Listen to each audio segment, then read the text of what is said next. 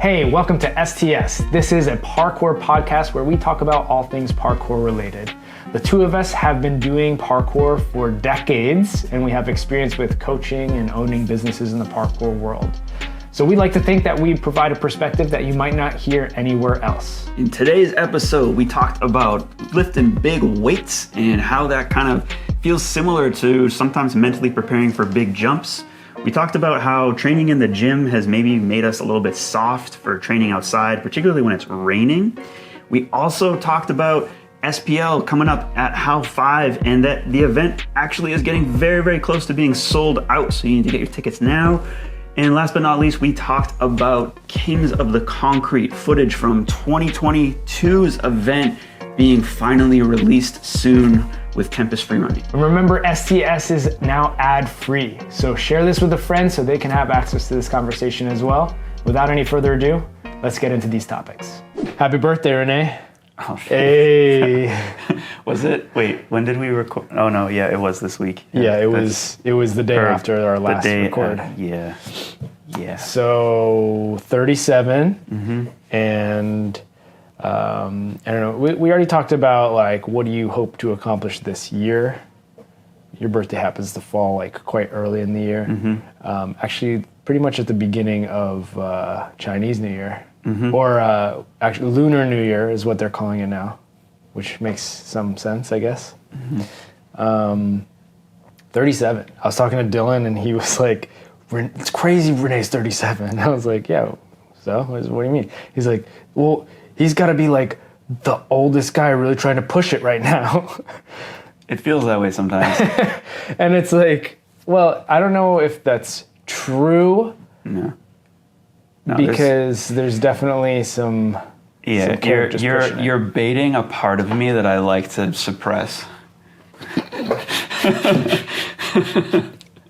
That I'm trying to. Oh. Yeah, you're baiting the good suppress or bad suppress. You're baiting. Is this the kind of like you're baiting like the little green monster. Is this the kind of thing you need therapy in the next few years around? Not in that sense. Just like I don't know the comparison. Side. Oh, the comparison. The little green monster side.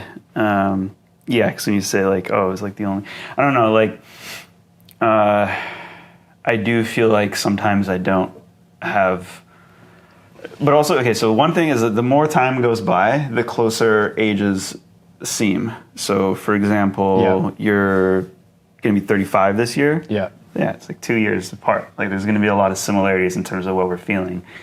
Even I think of like Jared Davis, when Jared started parkour, he was kind of still a teenager and I was an adult, but now he's also past 30. Yeah. And so yeah, he's like less than a year younger than me, so he's like similar. Yeah, so I always find as time moves on, the separation in age feels less because it is relatively. Yeah, it's funny because like when I started parkour, there was people who were in there. I was 19, and there were people who were like 16 that I started with, and I was like, man, these are kids, right? And then now they're like also in their 30s or close to it, and it's like, oh yeah, forgot. Yeah, time moves on. But there are two. This touching on what Dylan said though, so there's two kind of scenarios that pop up a lot to me, and I'm always. Let me break them down. Let's see, kind of you'll maybe understand what I'm feeling here. So one is like the Sebastian Foucons, who. Well, there's only one. I was like referring to them as. But I think that's a category. So you have like a guy like Seb, who I would argue hasn't been pushing it since Jump London. Like I think he peaked Jump London, Madonna Tour, so still like early 2000s, and then decided he didn't want to push himself hard anymore in parkour and had a major decline and then kind of like leveled off, and so he can still do parkour, but he's not someone that I look up to as like, oh, I want to be that, because that's already kind of, it's been destroyed for me. I've already like mangled my leg twice and had to have like serious implications with that, so I'm in a different boat. Like I can't look at him and be like, oh yeah, he's like almost like he's in his mid 40s or almost 50 or whatever it is. I think he's almost 50. 47, I think. Yeah. and be like, oh yeah, I'm gonna push for that. Whereas I see like Max Henry or someone be like, oh yeah, I want to, like, seems like he wants to be just like Seb, and I'm like, okay. So that's one thing. And then there's like whenever some guy in his 40s comes out and is like doing stuff, and someone's like, parkour in your 40s, and I'll be like, yeah, they just started, and again, they didn't go through like years of like maybe kind of wrecking their body by like pushing hard and then get to that point. So to what Dylan's saying, like, yeah, I do feel like I'm in a bit of a different category, I guess is what I was talking to some of our clientele who are a bit older. It's crazy. Like a few years ago, I would have been like, wow, it's crazy that they're like that old and getting into parkour and getting in like and doing unlimited classes, but now I'm like getting to the same age as when they started, so it's like, oh, okay, maybe they weren't as old as I thought. But I was talking to them about it, and I was like, getting closer to 40, and I'm thinking, obviously I'm not in a rush to get to 40, but I'm kind of excited about that as a possibility of me reaching 40 and still being like pretty good at parkour. Because Williams Bell, we were talking about the Yamakaze or the old school generation, first generation parkour athletes. Williams Bell's only like 42 or something like that. He's like, he was the baby of the group. Yeah. So, we're pretty close in age to this guy, and he started in 1990 something, 1994 or something. I don't know when he started, but sometime really long ago. In terms of parkour history. But I think the thing about the Yamakaze is they have outdated technique. And like there was a limited, group of techniques that they practiced. Gap jumps, crappy climb ups, and, drop to rolls. That was their movement arsenal. And then they had like all the ADD stuff of like la de déplacement, the like aesthetic, like free running, like rail flow kind of moves. But yeah, I'm kind of excited about the potential of like reaching 40 coming from the generation that took parkour technique to the next level. And,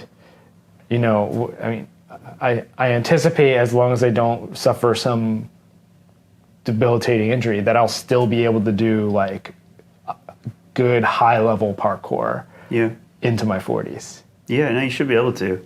I think actually we've talked about longevity before, and I think the longevity strategy really has to be like, I'll kind of relate this to like if you're a boxer, because boxers, it's the one profession or like sport profession where they have super long time off, like season, like off seasons, where like they'll even get fat or like do whatever and then get back in because their training is just too strenuous to do, and plus like just concussions, head trauma, all that stuff, so they take lots of time off and then come back in, and so they can get, like, you look at Floyd Mayweather is not what he used to be, but he's in his 40s and still like can compete and could probably still beat, like he beat Jake Paul. He's not a boxer, but it's like a guy in his 20s who's like bigger and more muscled and everything, and just put a clinic on him.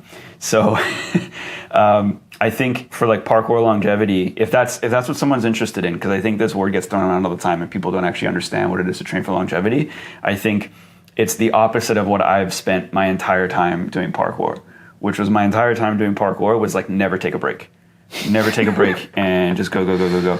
And I've kind of had to, again, I've talked about this in the pod before, where it's like I've kind of had to make peace with that. I never really, it wasn't really like a winning game that I was playing. It was just, it's just what I was doing. But really, if you're interested in longevity, you should actually be taking long breaks from parkour, because I do think continuing to push.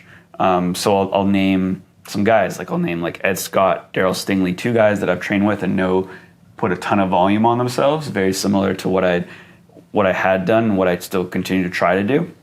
And I don't see them having a long, I don't want to call it like a career, but like a long life of being able to perform at a high level because they're putting taxing themselves like so much now that you just can only keep that up for so long. Or there's also the idea that maybe you shouldn't, even in your 20s, you know, if the goal really is longevity, if the goal is to be the best, that comes at a trade-off. But you can't say these two, like being healthy and having longevity and wanting to be the best are two totally different things. Like you can be working to be the best and be very fit and very healthy at a time, and then it'll just slip away from you. So yeah, that's what I had to say about that, about sort of the different realms to be in. Yeah, so I do very much, going back to what Dylan said, although right now I'm not a very good representation of that because I'm once again in some pain and trying to take a break to get out of the tendon pain. Hey, taking a break. Like yesterday we had a sesh and I just hung out. Yeah. I just hung out. I like balanced on some railings and did a couple vaults and just told, there were some guys that came from out of town and just told them like, yeah, I'm on a jump restricted diet right now for the next like little bit. It's like, oh, you can't jump. No, I can jump. Just, it's going to hurt. Like if I had to, if you know, $20,000 was on the line or something and I had to do some big jumps, then I absolutely could do them. But I would be setting myself back quite a bit. So yeah, I'm on the jump restricted diet at the moment. Okay, well, why don't we stuff this back in the closet and revisit this? I think we should. Another time. But I guess I kind of want to talk about the session we had yesterday and how that I had, that you attended. But yeah, it was very interesting because... Whoa, sorry for the interruption. Just another reminder that STS is now ad-free, so we don't make any money off of doing these episodes. We're just trying to provide valuable conversations for you to listen to. And if we're doing our job and you are enjoying the conversation, you can help us out by just simply sharing one of these episodes with a friend. All right, without further ado, let's get back to today's conversation. I haven't trained in the rain in a very, very long time. Mm-hmm. And even if it was in the rain or wet in general, it would be like mostly at undercover spots, just kind of avoiding the puddles as much as possible. Yeah. But I think the gym has spoiled me and maybe others, potentially our whole community, because we just have access pretty much all the time to a dry parkour challenge filled spot that's not gonna result in, you're not gonna get kicked out of, well, unless we're closed, but even then. Yeah. So yeah, I did like some challenges. I found a challenge I wanted to do outside, and I was like, and I audibly said, yeah, like maybe on a nice day I'll come and do this. And then Michael Hill, Ari, and Josh Dowie all proceeded to do the challenge I wanted to do in the wet, and I was like, oh, all right, I'm just gonna do it. It was just the jump through the tree. I don't know if you saw. Yeah, I did a dash through that on a separate session. Yeah, that's where it started as. Yeah. In terms of like working up to the clear. Yeah. And then, yeah, I just had to do that a bunch of times until I felt okay, like clearing it. But it's a garbage one-step approach in, and I'm literally standing in a puddle, like on like the start of it. So, yeah, I feel like a baby now when it comes to training in the wet. It was so funny up from, and I think at some point he might be listening to this, but David Bowden came up from Seattle. He's not originally from Seattle. And then also Nick Fairchild. Faircloth, sorry. So that is, okay. I remembered incorrectly. Yeah, Fairchild. I thought it was Fairchild's like another common last name. Okay. Anyway, so David and Nick, double check that. David and Nick, They get to the undercover spot, and one of the issues with the spot actually yesterday was that a lot of water had like seeped in, and so it wasn't actually even super dry, so it was kind of felt like a floor is lava type of situation, meaning also like mostly only like jumps above the wet spots were available. So I wasn't going to do much because it was mostly jumps. And then they proceeded to go to the spot that was exposed to the rain and started doing like this stride slash plyo challenge on some of the curbs, but also the railings. Mm-hmm. And then discovered that the railings actually weren't that slippery in this particular spot when they were wet, which is crazy because I've been training there for almost 2 decades. It's one of the oldest spots in Vancouver. Okay, so they're still wet. I mean, they're still slippery. Yeah, but you can stick to them. But you had to hit. You just had to hit it right. It's But this has always been true for parkour. Was that your shoe? But maybe it was a shoe difference because I wasn't doing any jumps, but I like did like some precision balance on one of them in my strikes and like felt actually that I could actually like do like rail prees. I feel like most. I remember like over a decade ago now, like somebody on a forum was like, what do you do when it's raining outside? And somebody responded, rail precision. And it's like, and I remember thinking like, that's actually hilarious, but it's also true. It's like, obviously you scale it down so you're not doing something crazy. Like if you put your feet in the wrong position, you're more likely to slip. But if you hit it right, you should be able to stick a rail even in the wet. Yeah. I just felt like the paint job on these ones though, like, I don't know what I've been missing all the years because it seemed like they were almost the same. Like I was putting my foot on it and I was getting a nice like squeak sound. So I don't know, when I'm off of my jump diet, I might have to go back and try some of this stuff on those railings because I don't think it definitely adds like you're second guessing it. Like, is this actually okay? But it seemed okay. Yeah. And then a lot of concrete is also like not too bad on feet. You have to hit it right, obviously. You have to watch our YouTube video that we just uploaded and make sure that you're actually using the edge of a wall so that you stop. If you're just trying to land on top, then that's when you're going to get a lot of slip. But even on a wet concrete wall, I think, especially on a wet, I think using that edge really works. It does. Go check out the new video. It's a fun, sarcastic filled time. Mm-hmm. So what else did you discover yesterday during the sesh?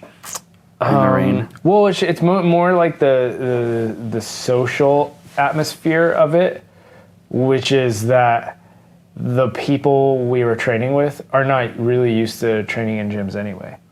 Not that they haven't before, but it's just, Seattle doesn't, I mean, there's kind of a gym in the outskirts of Seattle that's not very easy to get to. But a lot of the classes that PKV runs are outdoor classes. So I think by necessity, people just kind of learn to train outside in Seattle all year round. And the same is true for Bellingham. So like the guys that came down from Bellingham as well. And Michael Hill even.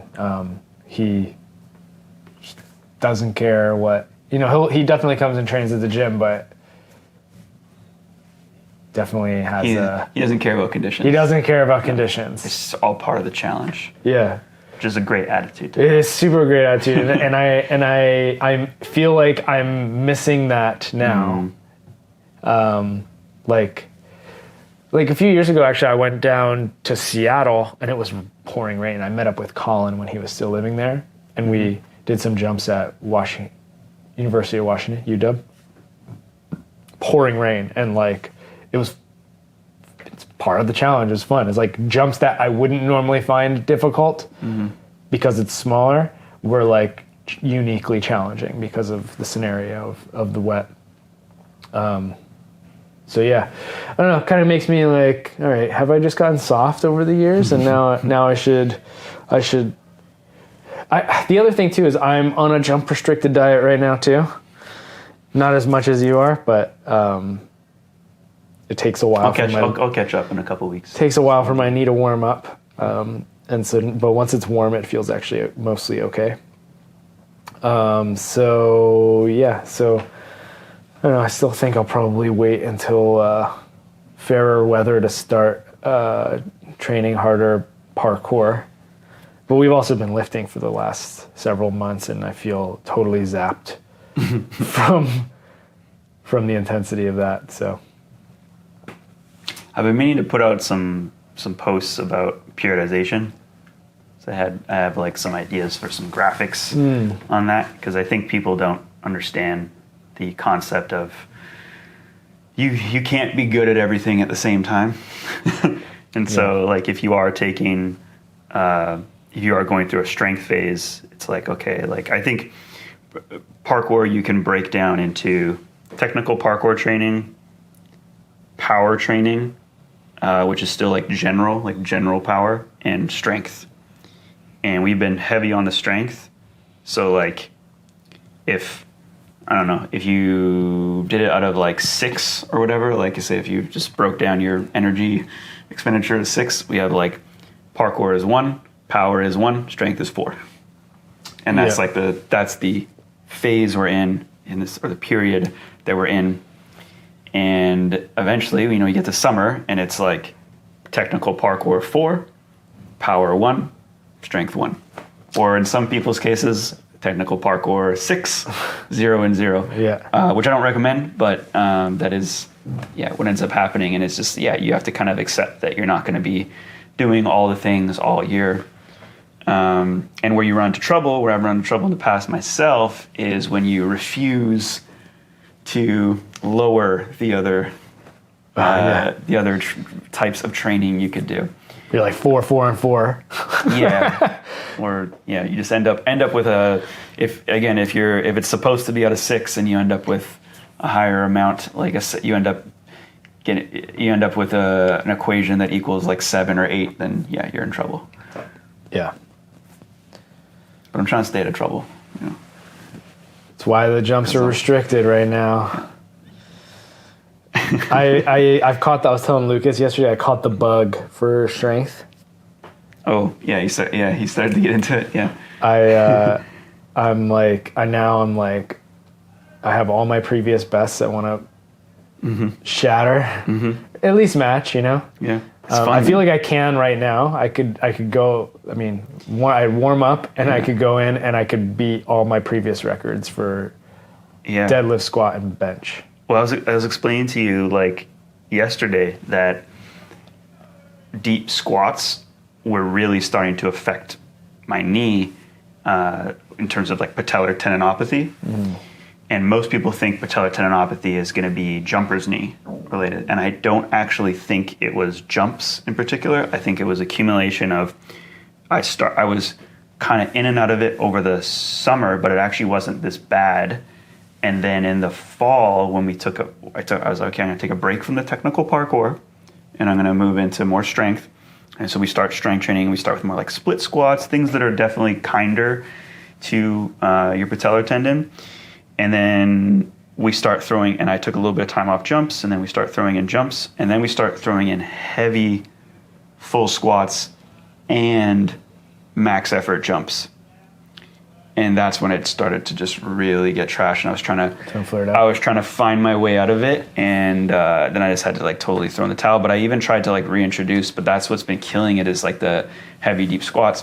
The reason I bring this up is because I think I can PR right now on my squat, which is kind of crazy coming out of like the stuff that I've done to my leg. But I just think I said this when I injured my other knee that I had to have surgery on. I said this before I had it diagnosed. I was like vlogging my workouts, and I was like, I think I'm going to PR on squats, because I was just feeling so position like dialed, and it just felt like it could happen. And now I've been like, again, like getting position dialed. I started taking like creatine like 5 months ago, and it just feels like really good, but I can't actualize You can't because it's just not worth it, right? And so I'm like, I got the bug where it's like it's I feel like I could just walk in and have like a PR session, but then I'd be putting myself in pain for like 3 weeks after. Like I could just wrap my knees up and go in and squat super heavy just to have the PR, but it's not worth it. And so I have to keep telling myself it's not going to be worth it, and just ride the wave and wait until I actually can go in and properly test. Next week, I'm looking forward to testing my box squat though, because I can get away with that. Is next week? I think we should do some testing next week. I think so. Yeah, okay. I think it's time. I'm nervous, but I'm stoked at the same time. It's like going into battle. Yeah, I've actually been using it, and I think this is like a fun thing to do with strength training, or I've been using it. I've actually, like last week, I put a weight on deadlifts that I hadn't touched in a while.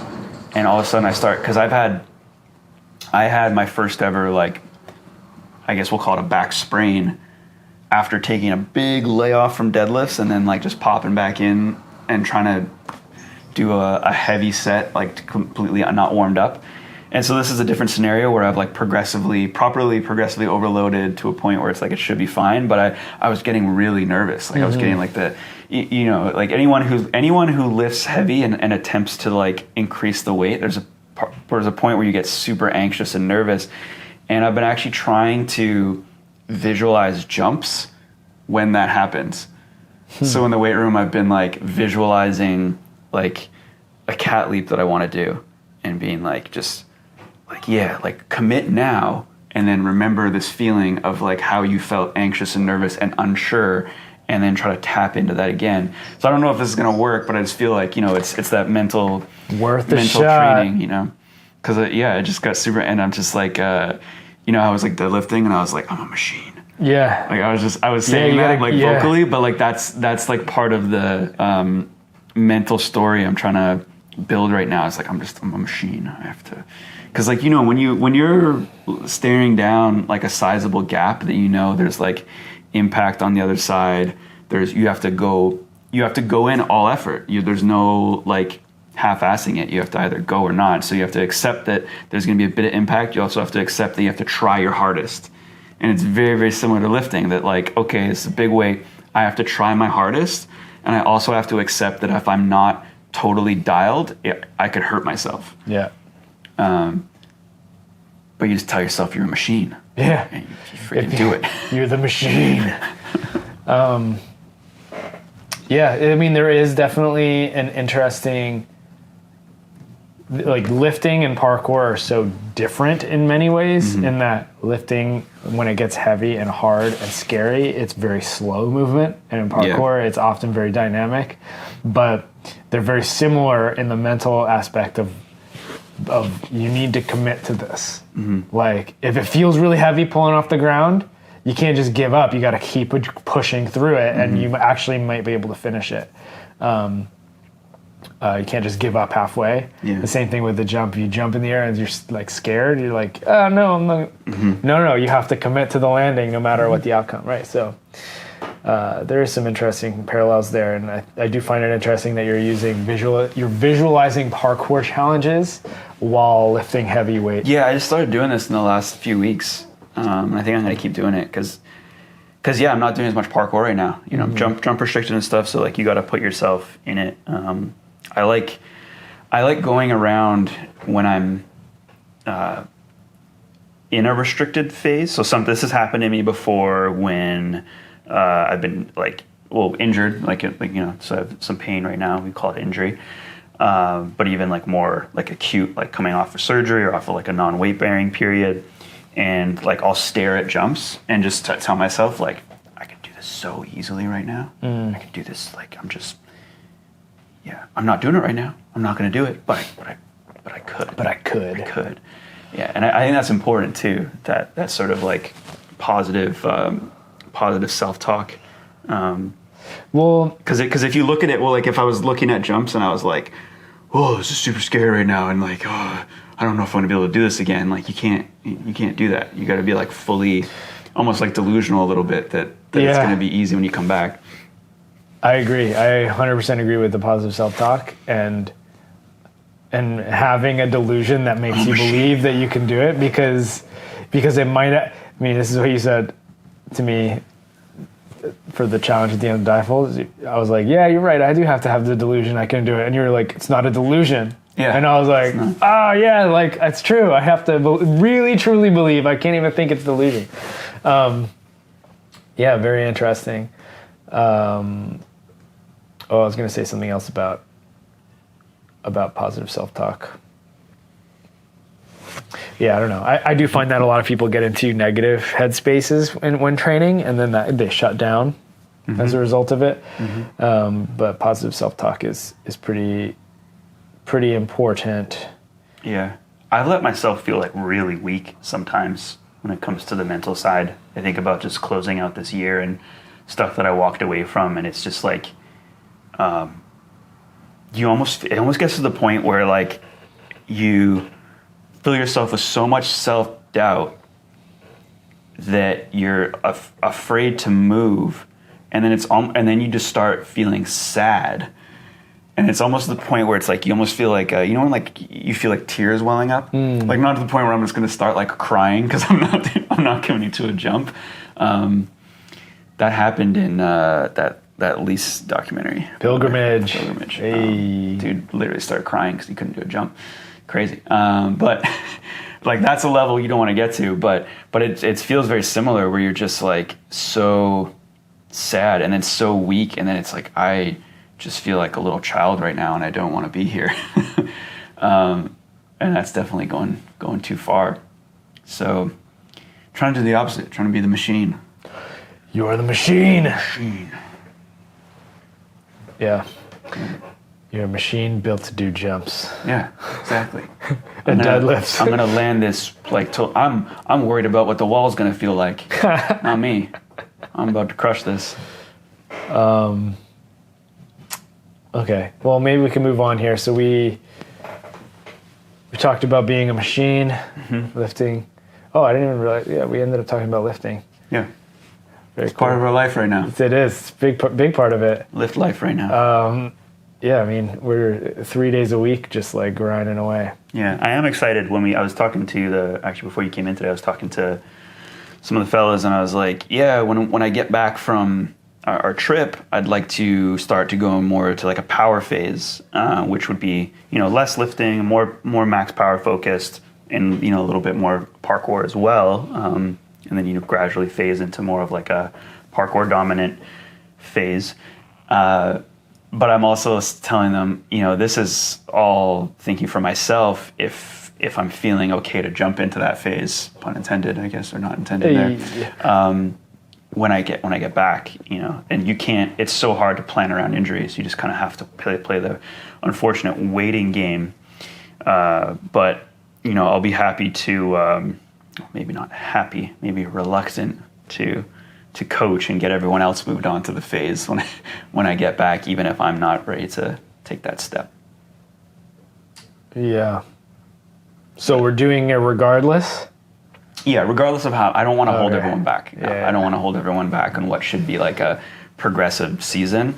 If my season doesn't work out the same, that's the game. Yeah. Power program when we return. Mm-hmm. So, man, there's another thing. I keep like getting ideas in my head of, I wanted to mention this, but completely out the other side. So it's gone. But we can jump into talking about our trip. Yeah. Our trip, which I got some really good news about yesterday, is so Hal5 competition, Hal5 SPL qualifier. We are essentially cutting men's registration. We are full. Sold out. Send it, like, we're gonna keep a wait list. So if you were hoping to get in, send us an email or Hal5 an email, or you can send us a DM and we'll see if we can make room. Because I hate doing this. Yeah, we hate turning people away, but it's getting to the point where it's going to be quite a full competition. It is a full comp. But we are not closing women's registration because there's definitely room there, and we'd like to see more participation. Last year we didn't have a lot of women participating in our qualifiers, and then subsequently at the final, and then we had some that couldn't make it for just different circumstances, and it was kind of crushing. So if you are able to make it to Hal5, and or if you know somebody and you'd like to participate, to participate, we promise it's going to be a lot of fun. We are trying to always, like, a big part of our mission, particularly now, is to just try to make it a better, more valuable experience to athletes coming out. So we always get tons of feedback. We always take it to heart, and we're trying to put it into the comp so that we're more organized. We're making it so that you come out and you really have like everything that we do for the comps. Like when it comes down to designing challenges, we're never like, let's make challenges that people can't do and so they feel shitty about themselves. We're always like, let's make challenges that, are going to be challenging, but that can be completed so that you end up having a, wholesale good experience coming out. So yeah, please, if you know some ladies that should be making their way in, make sure they don't miss out on this one, because it is our only European event as well.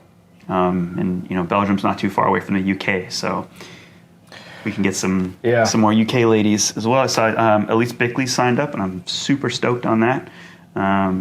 Some other names on there as well, but hopefully we can get some more numbers. Yeah. Also, if you happen to know why, reach out to us. If you happen to know why we're not getting a turnout for this one, whatever the reason might be, reach out, let us know, and we'll see if we can change some things. Yeah. Very excited about this trip. Yeah, sticking to the positive, I am wholesale. I am very excited to come out. It's turning out to be way more successful than I had anticipated initially. I think it's proving to be a proof of concept that SPL as a brand can thrive in Europe. I think we got to go back and do it again in order to really be on that. If everyone shows up, has a terrible time, and then this wasn't what I expected it to be. Why would I pay money for this next time? No, but I'm optimistic though. Yeah, we plan to over deliver, and It's like 3 weeks away. Less than that. Less than 3 weeks away. Yeah, it is the. Oh, actually, it's exactly 19 days. Okay. For the comp, and then we leave much before then. But right. Yeah. Amazing. We're on the same flight heading over. Mm-hmm. Were you able to pick your seats? I don't think I did. No, I think we're probably not going to sit next to each other. Well, we'll see. We're on the same flight, so we should be able to plan something. Yeah. So why are you asking about whether or not we're going to sit together? I don't know. It's a long flight. It is. You don't want to hang out with me? Yeah, no, I do. I just we could film an STS episode on the flight. On the flight. That would be fun. Yeah, that would be fun. I think we'll be able to get seats together. It would be too loud, I think. We just gotta show up. Is that like an 8 a.m. flight or something? No. It's 6 p.m. Oh, okay. Yeah, so we can get there super early. We can get seats together. I'm not worried about that.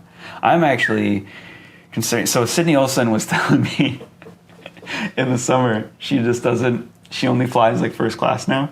She always upgrades, and it does get cheaper. Yeah. It does get cheaper closer to the date, and I'm kind of curious, like, how much it's gonna cost if I want to upgrade. Just for the knee room. Yeah. So I can actually, so I can not get off this.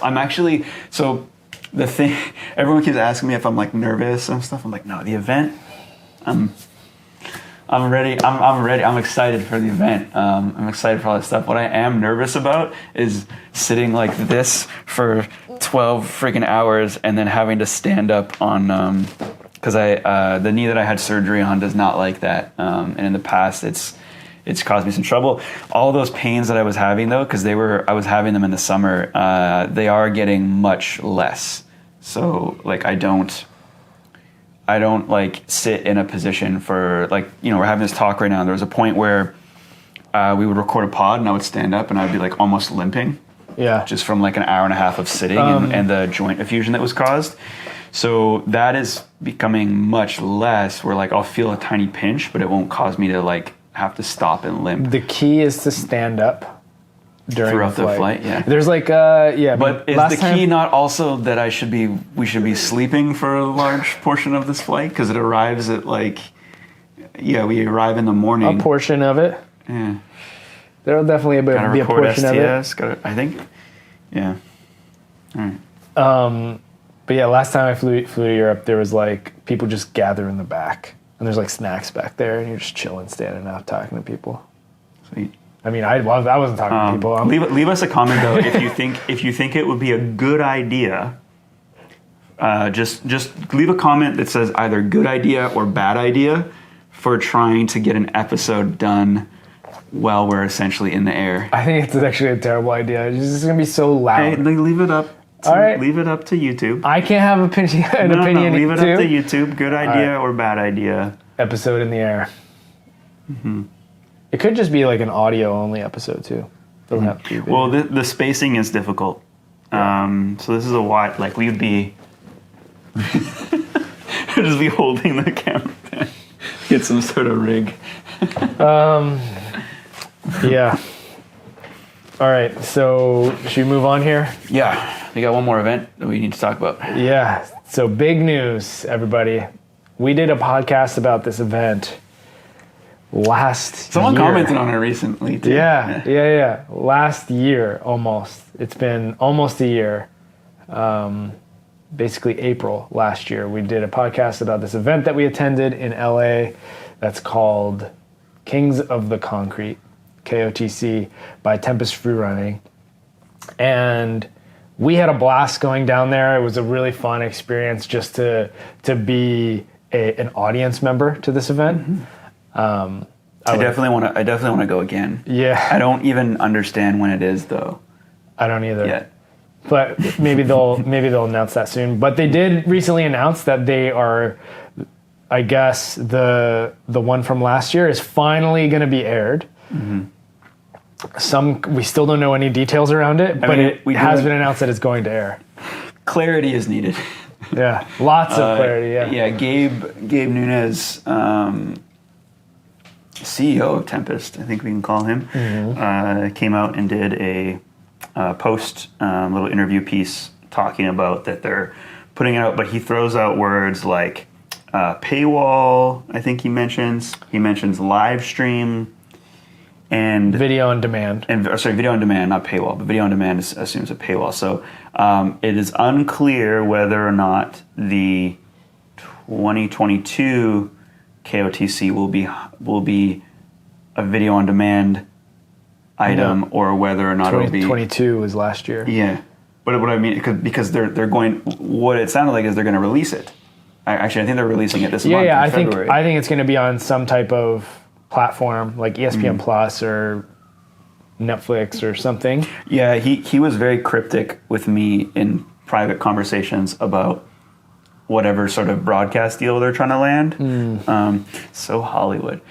But that would be like, what's your prediction? Do you think ESPN Plus, and that's where they're getting in? What else is there? What else could it be? NBC? Netflix? Netflix. So here's the thing. I don't know anything about video on demand. I like barely watch Netflix as it is. So it's like I could say a bunch of names of potential ones, but I have no idea. Like I don't pay attention enough to the content on them to be like, oh, this would be better fit for X, Y, Z. Yeah, I feel like because the way that it was being pitched is that they had athletes show up a couple days in advance. They got a lot of interview type media and tried to tell a story. And we mentioned this in our spoiler-free review. If you go back, I feel like we should have STS episode 45, maybe. I feel like we should have advertised that episode as spoiler-free. I thought it was in the title, and then someone said recently that it was. Maybe we just changed it to as spoiler-free. But anyways, there is a very good story in the men's division in terms of like the final match and what occurred. And what I was curious about was whether or not they, it's always so hard to not name names, whether or not they interviewed post-event the athletes. Because if they didn't, that story goes out. That's not a story anymore. And then it's just kind of like the fake stories that one could tell about each athlete coming up. But I could see them having like a 3 to 6 episode miniseries that could be edited together and quite polished, which is amazing for parkour and amazing for them if they could get that on a good platform. And I could see it going on Netflix. Like I've seen not great quality stuff in terms of like the film quality and like video quality and content going up on Netflix. There was this joke that like South Park did at one point where it was like calling into Netflix and it's like, "Hello, Netflix, you're green lighted," because there was a point in time where they were just so anxious to get as much content as they could on. So yeah, that'd be amazing.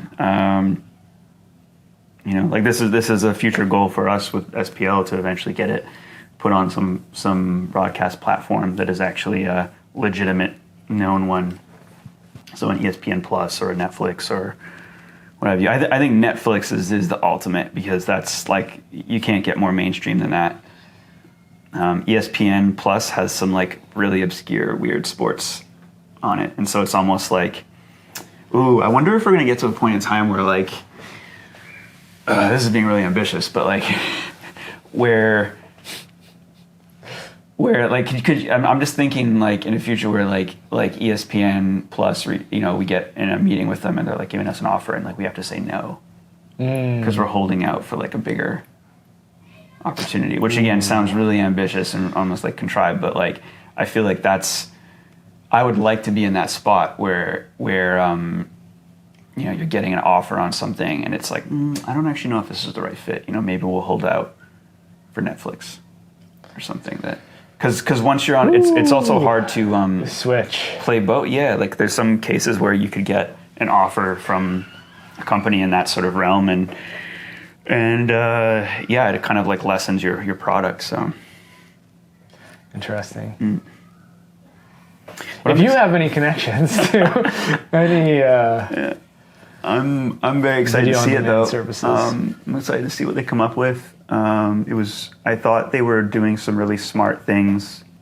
Just again, being there for the live experience, you had Jeff Garrido was with some guy who was kind of just like a muggle type guy doing like the commentary.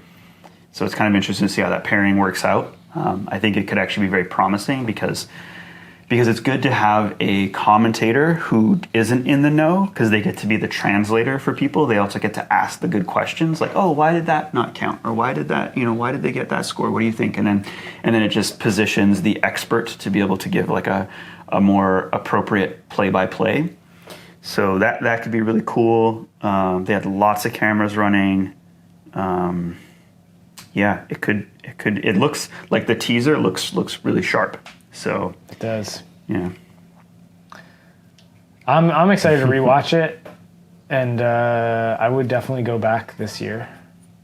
We have to. Like I'm gonna be really upset if somehow they have it more like closed or whatever, and we can't get tickets, or if for whatever reason it's just out of range. But I am already like set on that I'm going. Okay. April sometime. Do we have dates for that yet? No. Okay. April sounds right, but I don't want to like for anyone watching, I don't want to say it's April because, as I said, the announcement really lacked clarity. Yeah, there was nothing really announced other than something's coming soon, basically. Yeah, I think, and for whatever reason, I have February this month in my head is when the 2022 video or videos or episodes or whatever it's going to be are going to be released. So, yeah. Okay. Well, I guess we're going to have to stay tuned for that, and then we can do an episode talking about spoiler full episode on Case spoiler review. Yeah, fully review it. Yeah. Is that going to be the nice thing to do if it's on a video on demand that you have to pay for, though? Is that going to be... At that point, it's okay, I think. Yeah, at that point, I don't care anymore. Well, who cares? I mean, if they listen to, or watch STS and we're talking about it, like, we could describe parkour all we want, but people need to see it to, like, understand what happened. I mean, what's going to happen in the competition. It's a totally different experience watching it. So I think we should talk about it.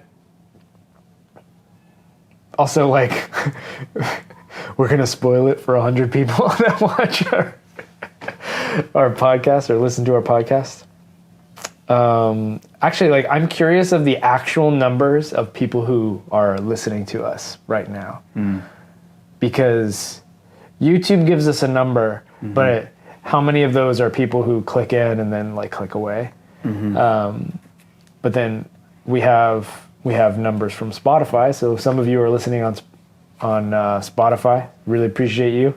And I guess a few of you also on Apple Podcasts. But I'm really curious how many listeners we actually have. Because people come out of the woodwork all the time and are like, oh yeah, I really liked what you said on STS. And I was like, oh, you listen too? Yeah, parkour podcasts in general, like, I'm curious what the highest listening get. Like, one would assume that Store probably gets the most listeners. Dom's podcast that he does seasonally probably also goes up there. But again, like, for someone to actually listen to an entire conversation, what's that number versus I just clicked it and then clicked out because I realized it was just people talking and I wanted to see massive front flips. Yeah. I don't know. I guess we'll never know. Yeah, someone actually brought up recently too with STS that, like, you guys should have guests, and I actually wanted to address that. Oh yeah? Yeah, because I feel like, so one, having a podcast that is guest centered is not necessarily the wrong thing, but it's like you have to play interviewer. So, like, if we have a guest, we have to play interviewer. But I also just enjoy the experiment and the challenge of trying to make good conversation and good content when it's just someone who I see all the time and trying to have some sort of conversation around that and just get better at talking and more relaxed in front of a camera. And I think, if you go back and look at not only our YouTube videos, but also, like, episodes of STS like a year or more ago, I think you can definitely see that there's less comfort. So in front of the camera. So I've a big part of it has just been enjoying the challenge, but I almost want STS to just continue to be like if we're gonna have a guest, like we have to be in the same room. I don't. I definitely don't want to do any video. Yeah. Video guests. I wouldn't be opposed to doing a guest. There's just not a lot. We'd have to reconfigure our podcast studio to fit 3 people in it. Well, I'm gonna be bringing all the gear with us and stuff, so we might be able to get some guest interviews in Europe and that could UK. be cool. So I don't know if we need another microphone too. Yeah, we can figure something out. Yeah. I think they actually pick up. They pick up pretty well. Like, if you just kind of hold it, the labs. Yeah, because you can get a switcher and everything. There's a lot more that goes into, obviously, having 3 people or more. We could technically even do something like this, and then just cut in the audio after. Yeah. No, I don't know. It's something we haven't talked about really even off air. So we're having this real time conversation right now. But let us know in case, so like Europe, UK, who would you want to have on the show? Knowing the kind of style of show we do, like it's not gonna be like, so how did you start parkour? And what's your favorite moment? And what's it's like we just want to be able to jump into whatever topics are on our minds or happening that week. So we could talk about the event, pre-event, post-event. We could talk about that. We could anything that's going on like around the couple weeks that we're out there. So if you have any names, people that you think would be good in conversation, let us know. That's comment number 2 that you're going to leave us. I don't even remember what the first one was. Comment was good, good or bad idea to record on a plane. Oh, so, yeah. Okay. So we expect 2 answers per 2 comments. Separate comments. 2 separate comments per individual commenting. And if you're listening to this on Spotify or Apple Podcasts, please just go to our YouTube and leave the comments. After you leave us a 5-star review. After you leave a 5-star review. And that's all I got. Yeah. I think that's all I got today. Okay. This was kind of fun. I told you before we started recording today, I was like, there was a topic I had in my mind. I was like, oh, this would be perfect. And it felt so perfect that I didn't write it down. And it clearly was not perfect at all because I'm gonna remember not later memorable this week. And I mean, there was multiple things this episode that I like totally slept in my mind. I was like, oh, this will be great to say, and then no, it's just gone. So, forgetful Monday. No final thoughts on Kings of the Concrete? I can't. Other than we're like reporting. I'm not allowed to say any of the final thoughts I have. I guess in what's happening. I mean, we covered a little bit about the. I guess, all right, what's unclear about it is that Gabe mentions that there's going to be video on demand for this year. And he's saying that this is going to set us up well for the live stream next year, or I guess for 2023. But is it going to be a live stream or is it going to be another video on demand? Because that's not super clear, because there's a huge difference between live stream and video on demand. So those are my thoughts on it, which we just need clarity around. And I'm sure we're going to find this out in the coming month or so. My expectation off of what you just said, what Gabe said, is we're getting a video on demand for 2022. So it'll cost something to watch it. And the 2023 Kings of the Concrete will be live streamed, and it'll be the best live stream ever, which best hurts. Live stream it's ever. hurtful because that means better than us. Yeah, well, they got that Hollywood money, so it's gonna be true. It's gonna be real good. Yeah, we do. It costs $5 to do the live stream for SPL. Add some zeros. Add some zeros to that. Great. Okay. That's the end of this episode of STS. If you liked this, please leave us a like by pressing the thumbs up button.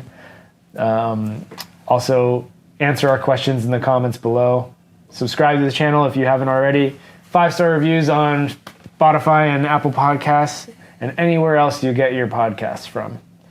Which I think those are the only 2 that we're on outside of YouTube. So, great talking to you. I'm not aware of any other.